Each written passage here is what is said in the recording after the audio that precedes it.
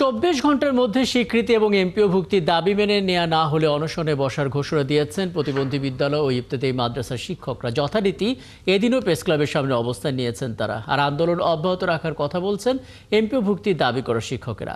মোহামিনুল খান অপুর প্রতিবেদন। এদিনও প্রেস ক্লাবের সামনে বিক্ষোভ করেন প্রতিবন্ধী বিদ্যালয়ের শিক্ষকরা। বিদ্যালয়ের স্বীকৃতি ও এমপিও ভুক্তির দাবি তাদের। আর এসব না মানলে আমরণ অনশনে বসারও ঘোষণা দেন তারা। এই সরকারের কাছে আমরা অনুরোধ করছি যে প্রতিবন্ধী স্কুলগুলো যাতে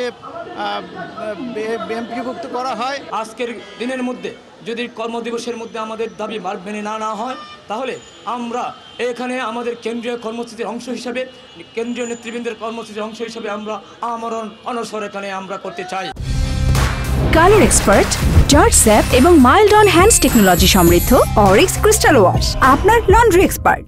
আজকে আমাদের শেষ কথা, আমাদের এক দফা না মানা পর্যন্ত আমাদের এই কর্মসূচি চলবে ইনশাআল্লাহ। এছাড়া জাতীয়করণের দাবিতে 24তম দিনের মতো প্রেস ক্লাবের সামনে অবস্থান করছেন ইবতেদায়ী মাদ্রাসার শিক্ষকরা।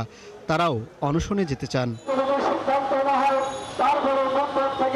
আমরা আমাদের দাবি আদায়ের জন্য দেশের সকল স্বতন্ত্র শিক্ষকদেরকে নিয়ে আমরা আমাদের দাবি আদায়ের জন্য আমরা অনশনের কর্মসূচি আমরা পালন করব। চতুর্থ দিনের মতো এমপিও ভুক্তির দাবিতে অবস্থান নিয়েছেন শিক্ষকদের আরেক পক্ষ।